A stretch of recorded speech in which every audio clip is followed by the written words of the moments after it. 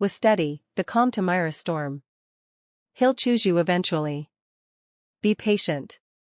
Patient? Mira laughed, bitter and sharp. While he parades us around like, she pressed her palms against her eyes, forcing herself to breathe. I can't do this, Senna.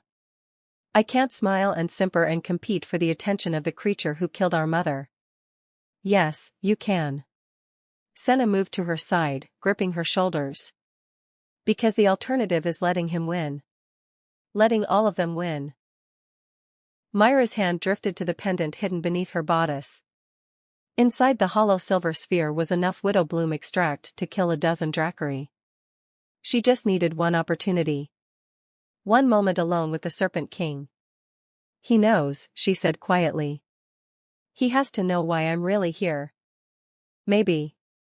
But he let you stay anyway. Senna's eyes glinted. Which means either he's arrogant enough to think you can't touch him, or he's playing a different game. Mira finished, her mind racing. One we don't understand yet. A sharp knock on the door made them both freeze. Enter, Mira called, her voice steady despite her racing heart. A palace attendant stepped inside, bowing low. Her eyes were downcast, but Mira caught the faint shimmer of scales along her neck. Dracari, then. Most of the servants were. Princess Ashbourne, the woman said softly. His Majesty requests your presence. Myra's breath caught. Now? Immediately, Your Highness. If you would follow me. Senna's eyes widened. Mira felt her pulse kick into overdrive. Lead the way, she said, smoothing her gown with hands that wanted to shake. At the door, she paused and glanced back at her sister. Senna's expression was tight with worry. If this goes wrong, Mira thought, if he knows about the poison, if this is a trap. But she couldn't think like that. Not now. The palace corridors seemed endless.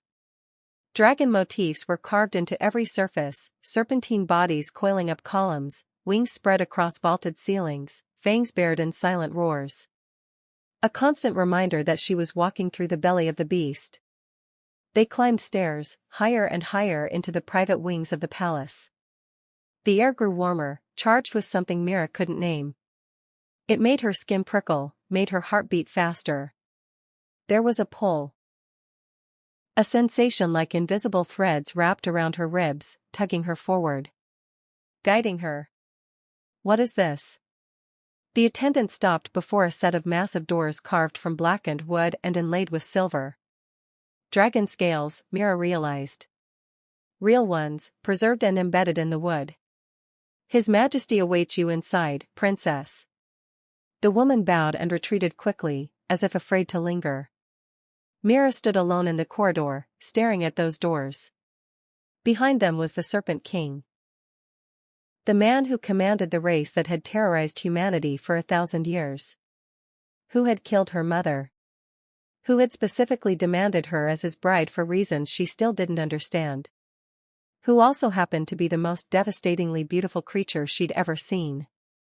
She touched the pendant one last time, feeling the cold metal against her skin. Then she pushed the doors open. The chamber was enormous. A fireplace large enough to roast an ox dominated one wall, flames casting dancing shadows across walls hung with tapestries depicting Dracari in flight. The ceiling was lost in darkness far above. And in the center of it all, silhouetted against the fire, stood Rydian Nightscale. He'd removed his formal armor. Now he wore only black pants and an open white shirt that hung loose on his frame, revealing a chest that made Myra's mouth go dry. That's cheating, she thought wildly. That's absolutely cheating. He turned slowly, and the firelight painted shadows across muscle and pale skin. His silver hair was slightly Did I? He tilted his head, genuinely curious. How so? You know how. Heat flooded her face. You looked at me like you were going to choose me. And then you chose Princess Elara instead. Ah. Understanding flickered in his eyes. You're jealous. I'm not, Mira bit off the words, forcing herself to breathe. Where is she, anyway? Princess Elara? The one you supposedly chose? Ridian's expression shifted to something almost amused. Asleep in her own chambers, I imagine. She wasn't ready. Mira blinked. Ready for what? For this. He gestured vaguely between them. For what being my companion would actually require. Oh. Mira processed this slowly. So you need your women willing, then? How noble of you. I need my women alive, Ridian corrected, his voice dropping. And capable of handling what I am. Most humans. He paused. They can't bear it. The proximity to a Drakari king. It's too much. Too intense. He took another step closer. The air between them seemed to crackle with energy. So yes, princess. Willing is important. But more than that, strong enough to survive me. Myra's breathing had gone shallow. She could feel heat radiating from him like standing too close to a forge. Is that why you really summoned me? She asked. To test if I'm strong enough? No. His eyes locked onto hers. I summoned you because I haven't been able to stop thinking about you since you walked into that ballroom. The admission hung between them, raw and honest. Myra's heart hammered against her ribs. That's the enchantment. Whatever spell you're using. I'm not using a spell. Ridian moved closer, until they were almost touching. Until she had to tilt her head back to meet his eyes. This isn't magic, Mira. It's something else. His hand came up slowly, giving her time to pull away. When she didn't, his fingers traced along her jaw with devastating gentleness. The touch sent electricity shooting through her entire body. She gasped. Do you feel it? 6 months later. Mira stood on the highest balcony of the Obsidian Palace, watching the sun set over the merged kingdoms. Below, in the courtyard, human and Drakari children played together, something that would have been impossible a year ago. She felt him before she heard him. That electric pull that had only grown stronger with time.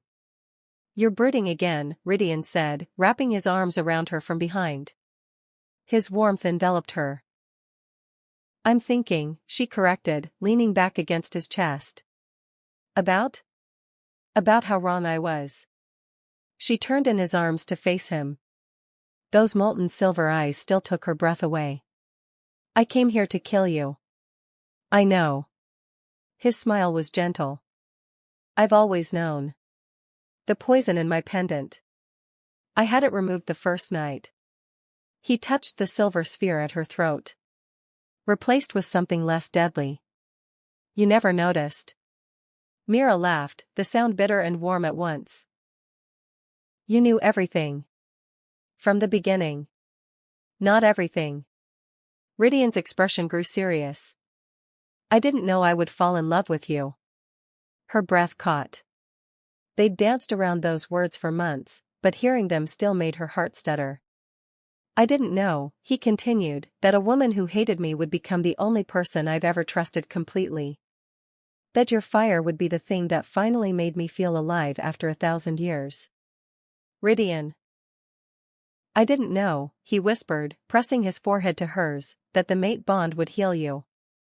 Myra's hand drifted to her stomach, where new life was growing. Impossible. Miraculous. Their child. The healer said it was the bond itself, that the connection between true mates was powerful enough to remake what was broken. That love, real love, could work miracles even magic couldn't. I wanted to kill you, she said softly. And instead, I'm going to bear your child. The irony isn't lost on me. And now? Ridian's eyes searched hers. Do you still want me dead? Mira pretended to consider. 20 years later. Princess Arya Nightscale stood in the same grand hall where her parents had first met, watching a delegation of foreign nobles enter. Her silver and auburn hair marked her as something unique, human and Drakari, mortal and immortal, bridge between two worlds. Remember, her mother said beside her, still beautiful, still fierce. Not everyone who smiles is a friend. And not everyone who seems like an enemy, her father added from her other side, is one. Arya smiled. She'd heard the story 1,000 times, how her mother came to kill her father and ended up saving them all instead. Don't worry, she said, watching the foreign prince enter. He was handsome, arrogant, and already looking at her like she was a prize to be won. I know exactly what I'm doing. Her parents exchanged a glance. That's what worries us, they said in unison. And as Arya moved forward to greet their guests, the cycle began again. Different players. Different stakes. But always, the same truth. That the most powerful magic in any world isn't found in spells or weapons or ancient bonds. It's found in the moment when two people who should be enemies choose to become something more.